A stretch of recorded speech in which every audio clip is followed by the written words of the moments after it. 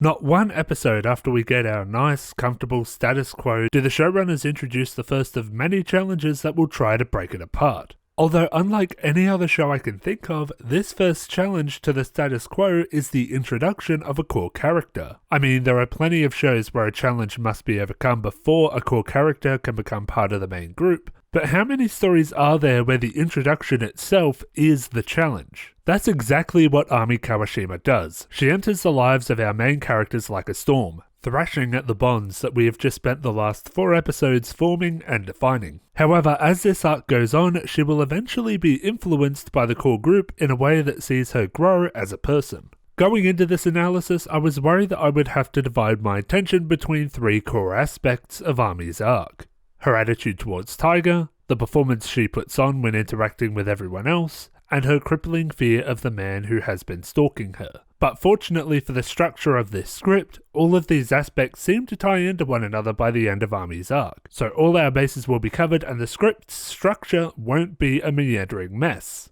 Well, at least no more than my scripts usually are. First, let's discuss her attitude towards Tiger. If I had to guess at Ami's motivation to drop the airhead performance around Tiger, I'd call it apathy caused by perceived superiority. Now, the 3 or so people watching this who understood what the hell I just said might be thinking, but Big Joe, she sees herself as superior to everyone, so why the apathy with Tiger? Well, you see, Ami will only put on the act if doing so will benefit her. She does so with the girls at her school because she knows that they put her on a pedestal that she does not want to be taken from. She puts on the act around Kitamura because she needs him to believe the act as to not become a threat to it. As for why she maintains the act around Ryuji at first, I'm not entirely sure. I know she does it later to protect her persona, but for this early scene, the only speculation I have is that she sees the potential benefit of befriending someone who looks as intimidating as Ryuji does, given her current situation. Since Ami is not aware that Tiger will be attending her school, she doesn't bother with the act, because there's nothing to gain from it. As we will discover throughout the course of this story,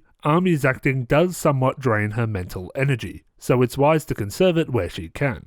When Ami eventually does discover that Tiger is someone that she will need to deal with long term, she has a confrontation with her, one that I am going to discuss in depth because I believe this may just be one of the best written scenes in the entire show. Ami's motivation in this confrontation is to protect her image from Tiger, who has the knowledge and means to tear it apart.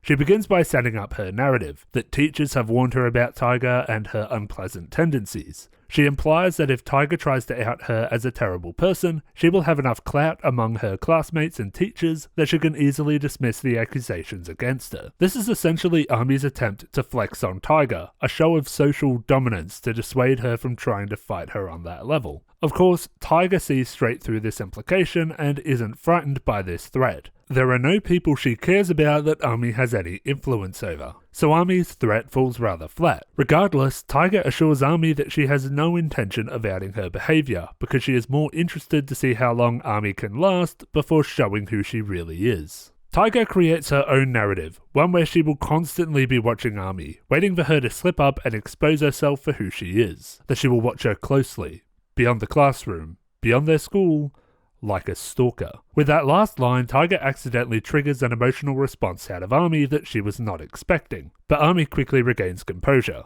Things have gotten personal now. It isn't enough for her to keep her performance intact anymore, she needs Tiger to suffer. Given that Tiger doesn't care about her social reputation among her classmates, Ami tries to get more personal. She implicitly threatens to take away her only genuine ally, Ryuji. Of course, Tiger understands that it will take a lot more than Ami Kawashima to separate her from Ryuji. They've been through too much and share too strong a bond for it to fall apart because of some borderline stranger.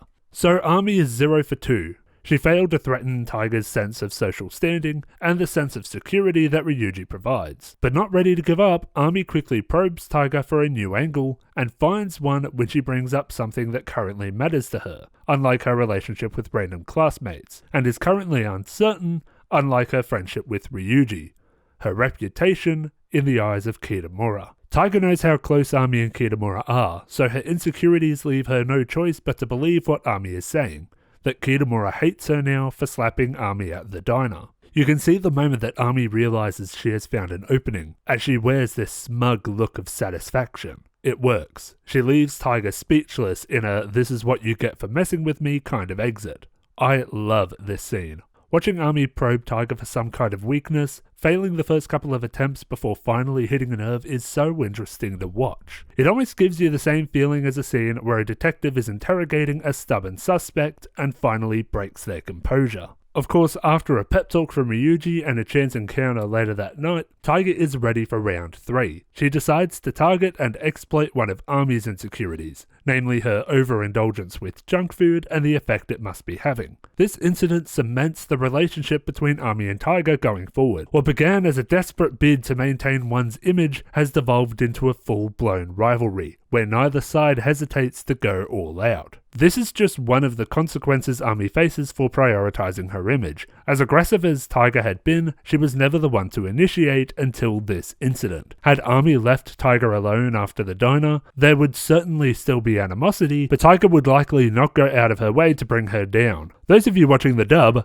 like I am, will probably immediately notice that Ami acts a bit odd at the beginning, and having Kitamura explain what she is doing doesn't necessarily come as a surprise. The performance is meant to cover her more negative traits, her spoiled, bossy, high and mighty kind of personality. This performance comes out in full force when Ami begins studying at the main character's high school, winning over her entire class and making friends with the female side characters. Ami goes to great lengths to maintain this performance. When she realizes that Ryuji and Tiger are potential threats to this act, she goes about making sure neither of them spills the beans. This is what led to the classroom confrontation with Tiger and why she wanted Tiger to know that no one would believe her if she tried to expose her true nature. She tries to keep Ryuji quiet by maintaining the act and acting chummy, buying him a drink, taking responsibility for the diner incident while lying about what caused it, and asking Ryuji to keep it to himself. Tiger's motivation in this story arc is to see Ami crack under the pressure of her own performance, and she guides this process by ensuring that she has little mental energy left to maintain it. When she is blackmailed into eating lunch with Tiger, Ryuji and Minori, after a night of rigorous impersonating, we begin to see this lack of energy create cracks in the facade, muttering under her breath and acting cold to Tiger and Minori in particular, while continuing to act friendly to Ryuji, as keeping in his good books is still a priority for her. By the end of the arc, she can barely contain her frustration anymore. Ryuji finally tells Ami to stop acting and asks why she cannot just be herself. Ami tells Ryuji outright that she can't drop the act and that she can't let people know how she truly is. Just as she is about to put the facade back on, she is suddenly startled and runs away. She is just once again seen her stalker. As an audience, the first hint we get to Ami's situation with her stalker is during the classroom confrontation with Tiger. Tiger had no idea that likening herself to a stalker would garner such a strong emotional response from Ami, but Ami has come to this school in the first place to escape this very situation. That's what makes Ami want to hurt Tiger during this confrontation. Revenge for suggesting something so tasteless. We later get the scene where she is escaping that stalker and is so desperate to get away that she winds up at Tiger's place, a person whom she hates, and obeys her every command, humiliating herself in the process, just to be spared having to confront this stalker again. What I was most interested while studying this arc was why Ami thought the thing she did, why she put on a performance and was so scared of this stalker. Well, we get the answer to that all the way back at the beginning of episode 5, at the moment where we learn that Ami is the daughter of another famous model. Ami has been so engrossed in the fashion industry her entire life that fashion is all she knows, and not just the basic trade practices, but the lifestyle and general wisdom of that world. She acts the way she does because she believes that being a person everyone likes 100% of the time is the only way to succeed in one's social life. She is terrified of this stalker because she was raised in an industry where stalkers were no doubt portrayed as predators, inherently dangerous people that were not to be faced, and probably even had some well-known examples of stalkers who were genuine threats to the people they were stalking. However, this entire time, Tiger has been slowly and unintentionally challenging some of the ideas that make up Ami's worldview. Tiger is a prime example of someone who is as unpleasant to be around as Ami is, but still has good, reliable friends. This challenge is on a slow burn, but Ami is forced to take it all on board when Tiger confronts the stalker. Ami is terrified about what might happen to Tiger, despite the rivalry that had preceded this moment. Ami has come to see stalkers as such vile people that she wouldn't wish an encounter with them upon her worst enemy. What does she think she's doing? He's a stalker, for God's sake. However, when Taiga confronts him, Ami doesn't see a dangerous predator, but a pathetic coward who makes excuses and will flee at the slightest provocation. This stalker, this pathetic waste of oxygen, has ruined her life, chased her out of work, made her move to a new town, attend a new school, and stressed her out to the point that she needed to binge eat junk food to cope. She doesn't want to appear weak by admitting that this one pathetic person has altered her life so drastically, which is why she downplays what he is doing to Ryuji when asked. However, at the end of episode 6, despite all the things you could say about this piece of filth, something Ami learns is that dangerous isn't one of them. Now don't get me wrong, real stalkers can absolutely be dangerous. Chasing them down and smashing their stuff isn't the ideal solution to that kind of problem. But what Ami has learned at this moment is that she doesn't need to let her life be dictated by these kinds of creeps. This moment is ground zero for Ami's development. When she is forced to reconsider her opinion on stalkers, she is forced to reconsider all her other views on life and social interaction. If Taiga can act the way she does and still have friends, then why can't she? If Taiga can confront this vile person, then why can't she? Why should she have to live in fear? Fear of social isolation or of people who would want to exploit her? There is no good reason.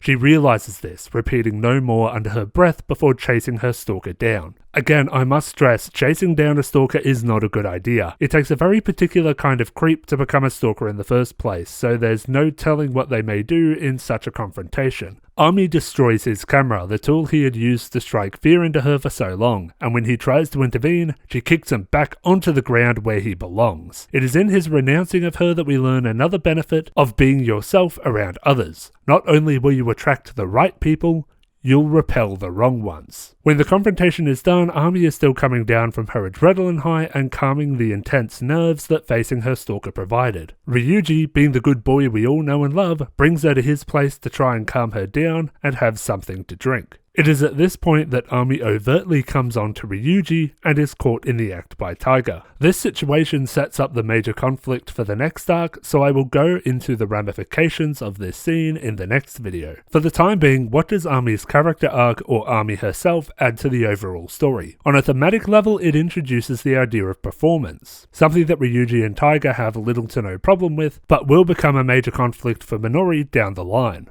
And as someone who truly understands the price of performance, Ami will inevitably be a part of her character arc as well. As such, Ami adds a different kind of voice to the core cast, one that has more experience with life in some respects, and one that will go on to challenge the perspectives from the other characters. She is in a prime position to do this given that her arc is more or less finished. While she will face minor challenges throughout the story, getting her big conflict out of the way at the start frees her up to be the foil for other characters and play an influential part in their stories. And that is it for this analysis. I'd like to thank my patrons Orion Train, Quincy Chamberlain, Lars Espen, Data52 and Jamman5. If you'd like to join these wonderful people, the fine folks on the Behind Big Joe Discord server, or see the outtakes for free, you can do all these things from links in the description. Thank you all very much for watching, and I will see you next time.